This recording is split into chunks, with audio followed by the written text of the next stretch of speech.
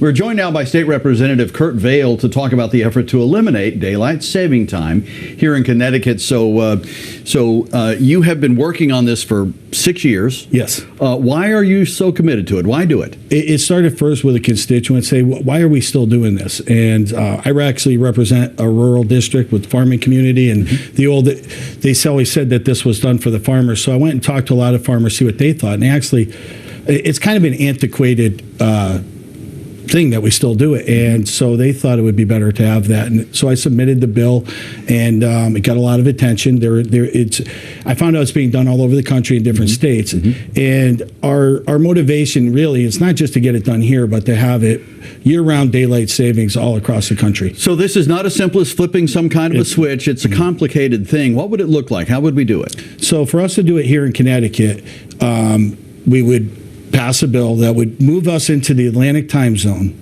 and then stop using the daylight savings, and that puts us an hour ahead. So we have the extra hour of sunlight in the afternoon instead of the morning.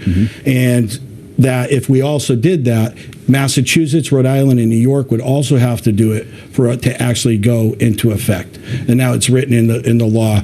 And they did a study in Massachusetts, and that was their suggestion. So we kind of followed their study. Okay. And you were telling me you have a pact work out with some neighboring states that Connecticut does this. We don't necessarily, doesn't go into effect right away. We have to wait for some other states to join us and do the same thing. Exactly. And all the legislators from different states are doing it. And then they did it on the national level. I thought this was all done last year when the Senate passed it, the United States Senate, spearheaded by Senator Markey out of Massachusetts and Senator Rubio. And they passed unanimously, which is, uncommon, at that level. Right. And the House never took it up. Okay.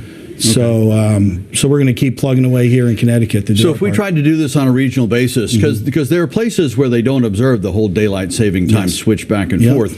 If we tried to do this at the local level before it passes at the federal level, what would be the consequences, or would there be from a policy standpoint? Yeah, I think again that's where we have to move into the Atlantic. We can't just declare that we'll go year-round daylight savings. And there are advocates out there that prefer getting rid of it but staying at standard time. I think maybe those people are a little bit more morning people. But in the majority of people we talk to, they prefer the afternoon.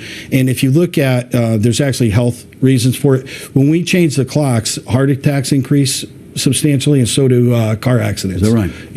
And then in the winter, with it getting dark so early, it affects seasonal affective disorder as well. So there's a lot of things to it. It's not an easy fix, but we're going to keep working on it. You're going to keep plugging away. That's going to be my next question. You're going to introduce this again every year until we get it passed. Absolutely. All right, Representative Kurt Vail, thank you for joining us. Thank you, Brett.